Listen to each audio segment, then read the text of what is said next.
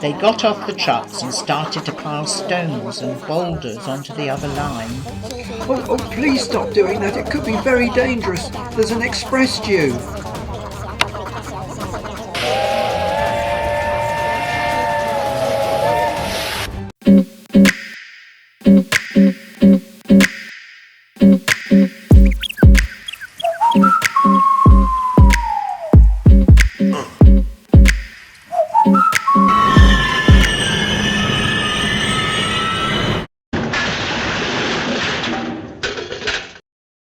Gordon was dazed and confused. He thought there must have been a landslip which blocked the track. Oh dear, what's happened? Oh dear, this is going to mess up my timetable. Sir Topham Hatt was waiting for the express to arrive with Sammy, Ryan and Shannon. He had been boasting that all the trains on Sodor were always on time, but as the time went on, he was getting more and more annoyed. Where is Gordon with the express? He's already 10 minutes late. That's unheard of here on the Sodor railways. Suddenly Toby appeared approaching the station. He seemed very upset. Oh, there's been a terrible accident, sir. Gordon and his express have been derailed. Oh, this is very bad. Very bad indeed. Where are the minions? I thought you were supposed to be in charge of them. Toby looked very unhappy. His day so far had definitely not gone to plan. It was the minions who were responsible for Gordon coming off the tracks.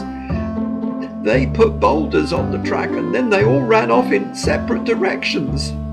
Sir Topham was absolutely furious that his railway had been put to such inconvenience by a ragtag bunch of non-entities like the minions. Oh, I'll have to send James out with the mobile crane to rescue Gordon, but we have got to find these pesky minions and expel them from the island. The minions were wandering down the track, chatting to each other, when they heard a train approaching. It was Emily with old Slowcoach, who stopped when she saw the minions. She had no idea that they had caused so much trouble already. Oh, hello! Aren't you supposed to be with Toby at the moment?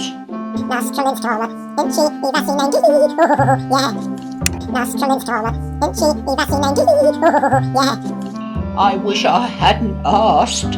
Anyway, be very careful. You are in the neighbourhood of Diesel 10, who is a very bad engine and is wanted by Sir Topham Hatt for trying to ruin an important wedding which was held recently on Sodor.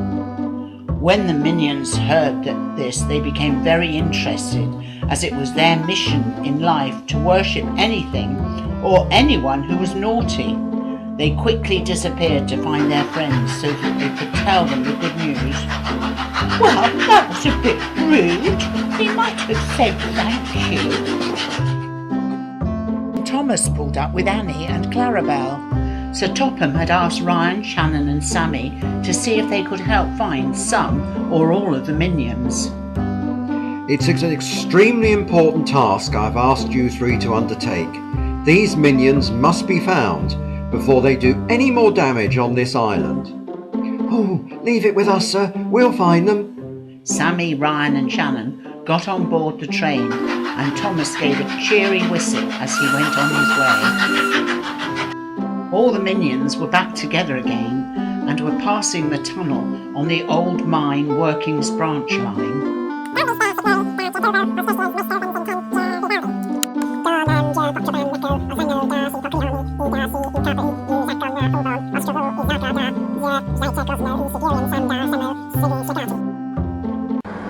Just at that moment, there was movement at the tunnel entrance.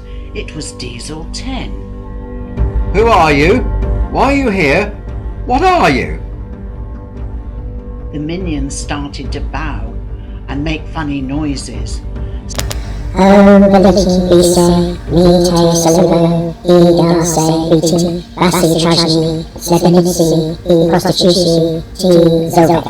Suddenly Diesel 10 realised what was going on.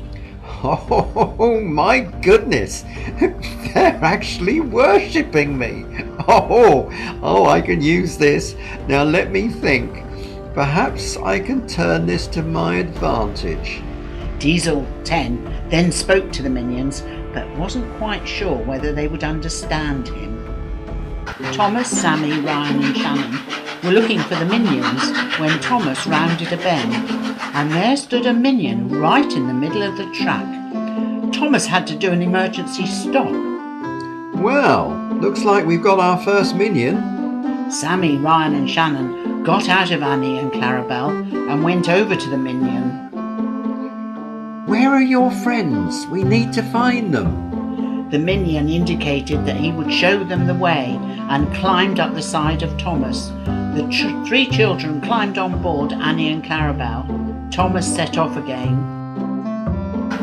Thomas arrived outside the tunnel of the old mine workings branch line, guided by the minion. Something funny here. This is one of Diesel 10's old haunts. Anyway, where are all your mates?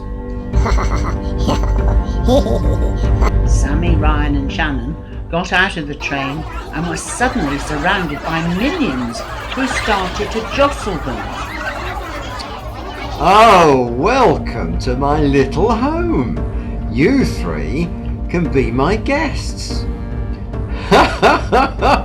And as for you, Thomas, you go and tell Fatty, he was referring to Sir Topham Hatt, that unless I get an assurance I won't be punished for that unfortunate mix-up with regard to the wedding, he won't be seeing these brats for a very, very long time.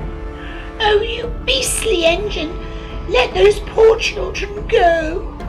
Annie's mothering instinct was coming through, but all she got in return was more horrible laughter from Diesel 10.